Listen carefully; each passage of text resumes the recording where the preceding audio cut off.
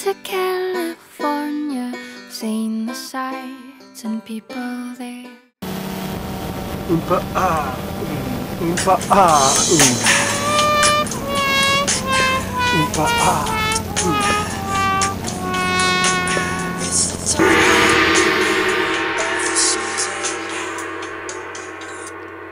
So let's talk about the seasons. The seasons for wine. There's no bad season. Okay, let's talk about the season of visiting. Let's talk about the seasons of photography. Right now it's winter time, and in the winter one nice thing is because we've had some rain only, but everything is very verdant. All the colors, all the hills full of green. So it's absolutely beautiful. The vines are a little bare at this time of the year. And then that takes us into springtime, which I absolutely love. Spring is a great time for mustard. A lot of mustard, a lot of yellow, a lot of green, a lot of wild, we'll call it flowers, weeds. Then we go to the summertime, after springtime. And summer is fun. Lots to see, lots of color, but let's move on to the fall. Autumn is definitely, probably one of my favorites. In the autumn, we have a lot of different color, a lot of purples, a lot of reds, a lot of greens, a lot of yellows, a lot of golds. So I would always say that probably autumn would be the time. If I didn't live here, I would probably plan on coming. And then we're right back to winter time. So plan your seasons based on the things you like. In the winter, some of the things to look forward to is a Christmas season. There's a lot of lights. A lot of the wineries will light up and have different shows and different seasons. So what about you? What do you like on the seasons? Well, certainly the summertime. One good thing is that there's a lot of things going on in terms of tourists. The bad thing is there's a lot of things going on in terms of the tourists. Not too bad, really, but it's something to consider. If you want to do things that are summer-bound, where some of the vineyards and other things in terms of tourism, summer is really good. It's warm, but not uncomfortably hot there. No. For sure, in the spring and the fall is the best time of year in terms of the climate. In the spring, you may get some rain, and we'll talk more about seasonality, what it does to the pollutants in the air conditions. In the spring, you will get some in the afternoons where the ocean air is sucked off, and you get some of that turbulence, some pollutants in the air, which can be a good or a bad thing, as we'll speak about a little bit later. But in the fall, for sure, if you want to go ahead and be at harvest season, that's where all the vineyards are cranking it up, and there's so much to see. So those are some of my favorite times. That's true. So much to see, and we'll look forward to showing you some of the videos of the production of the wine country. Okay, we'll see you You're there. going to pay me $5 a picture? I thought it was going to be the other way around. Oh, well, you have to specify that. I thought you were going to pay me.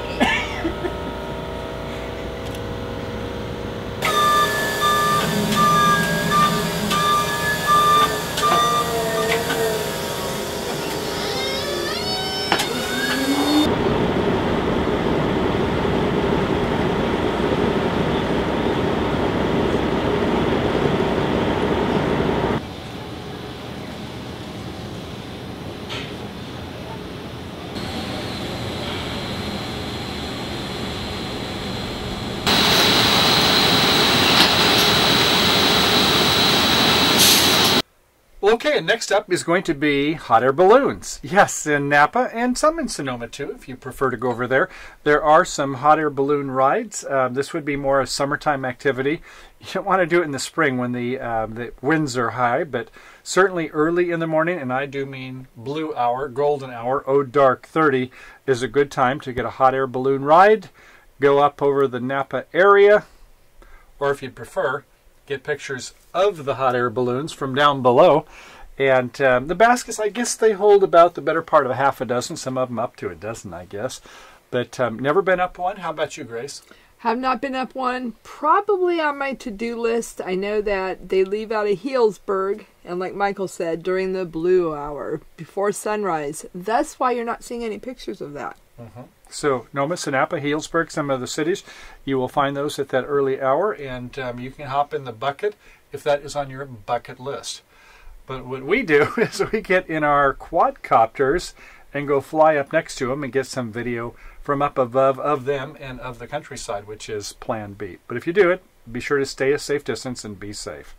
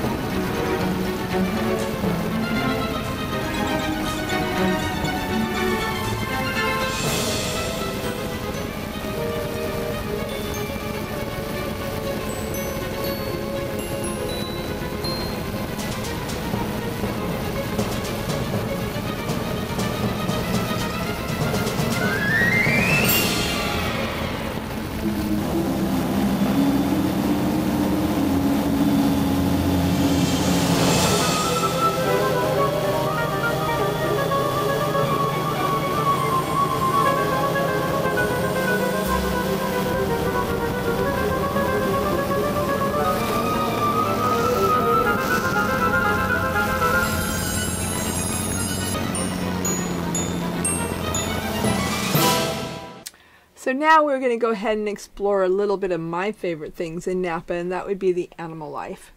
So behind us you have this wild, be very careful, creature called the ladybug. The ladybug you will see is on one of no other than California's beautiful poppy. In the springtime you can see ladybugs everywhere along with butterflies and other insects in the spring. All throughout the year you can always see a lot of cows and you can see a lot of horses. Probably if you went hiking you could probably come across a couple of mountain lions, but I'd be very careful in that area. What other kind of animals? You mean the kind that you find in the bars, or are you talking about outside in the fields? I think we better stick with the fields. Lighting in the bars are very difficult. That's a problem. Unless you have flash, and we won't go into that today. But flash bars, no. Oh, there's jackrabbits, maybe a coyote, things like that if you get lucky. But oh, and then there are, I guess, domesticated animals, dogs, cats, things like that. If that's your interest, they certainly look cute on YouTube. So whatever your proclivity is, they're all out there. Lots to film in the beautiful city of Napa and beyond in Napa County. Hey, let's take a look at a couple of your photos, Grace. Okay.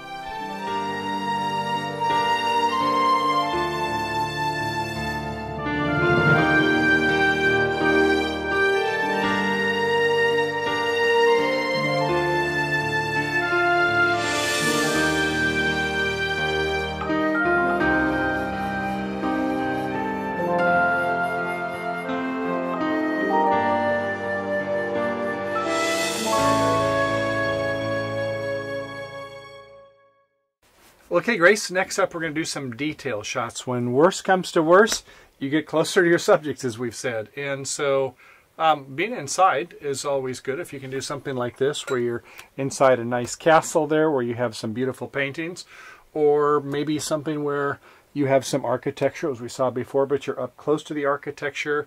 I think you've got some we're going to take a look at of some corks that might be, or some wine glasses where you have some nice colors going through them, or maybe something like with some verisimilitude. How do you feel about that, Grace?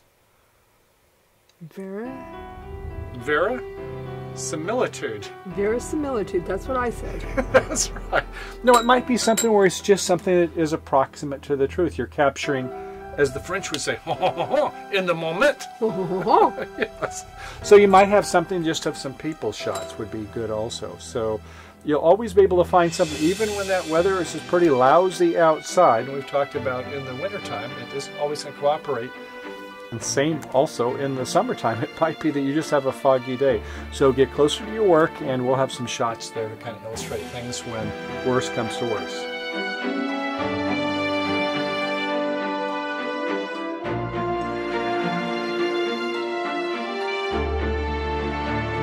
So one of the things you want to look for when you're doing photography is you want to look for the natural frames. As an example, on this picture back here, Michael and I were enjoying a glass of wine right underneath this archway with the bricks on the outer wall. It made for a really nice frame. Some other types of framing you can use is doorways and windows. And don't forget your foreground framing. That's always very nice, where you can have the different stacked layers. What's your favorite framing? Well, it's interesting. There is something called Waldo. I don't think you've probably ever heard that one. It's an acronym. It is for different types of shots, especially when you're sequencing your shots. Wide, A, angled shots. In other words, not straight on, so it looks two-dimensional, but to get it from a perspective. L, low shots from a low angle. Next L, it has two L's in this, Waldo. Linking. D for one of your favorites, bokeh, depth of field. In other words, where you have an open aperture and you can really pop your subject. And then O for opposites. And then kind of on that note is when you can get some reveal shots. So you're almost like a voyeur. You're looking through a window, or you're looking for a door frame or something like that. It presents a little bit of verisimilitude once again. It's something close to the truth, but you're kind of like, oh, I'm there, but I'm kind of peering in on something, and provides a psychological aspect.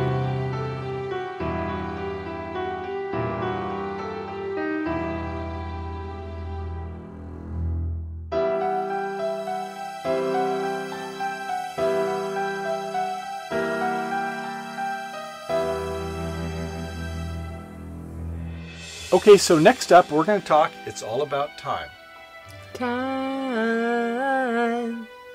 It's on everybody's side, hopefully. That is, if you get an early start in the day. Now, if you like to sleep in, as we all do when we're on our vacations, not so much, because about 9, for sure, 10 o'clock, the sun is beaming down. It is hot. It's hard. You've got a lot of shadows. Unless that's your thing, but it's going to be a lot of blown out sky. I suppose you could use a variable neutral density if you're really into photography. Put it so that the top half of your lens gets shunted out so that you knock out some of those nasty light. But the better time is to get up there at dark 30 once again. So if you're there before dawn, the blue hour, you can get some stunning photos which are crystal clear. And as it starts to have the sun emerge, you can get some nice light beams and get the golden hour. Right? That's what makes California gold, I guess, doesn't it? Love the golden hours.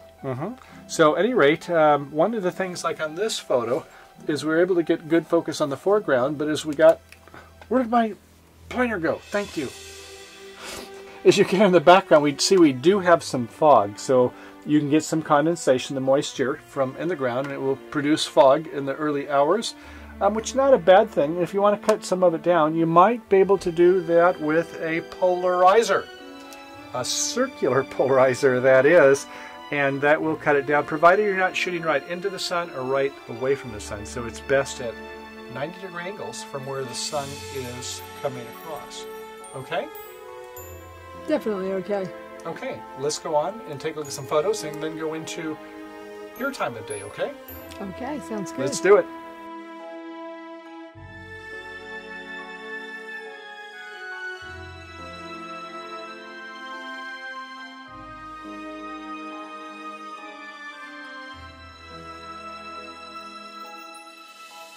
So opposite of our morning blue hour is the golden hour in the evening time, where there's a lot more evening pollutants. I like the evening golden hour because there's something about it that's very magical. That's the time of day that I always pretend that the fairies fly. The golden hour. Magic. She likes air that she can see. I do. There's something magical about the golden hour. It's when the lighting is just there, and it comes and it goes so quickly that you better capture it while you can. It's just a moment's flighting time. Good point, because you've got maybe sometimes a couple of minutes, maybe less, and it's gone. So when that time comes, as always, be prepared. Always be prepared. Have your finger on the trigger. Okay, let's take a look at some photos.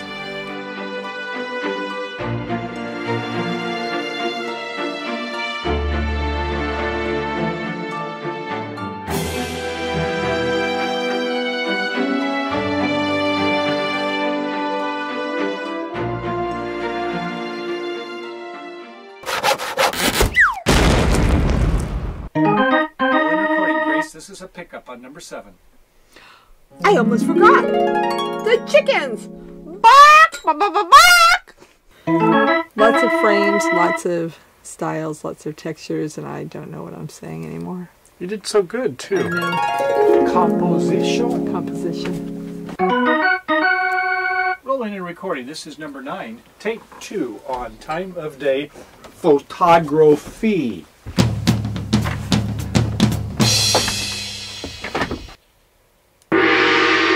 Oh, wait. Good chance fell.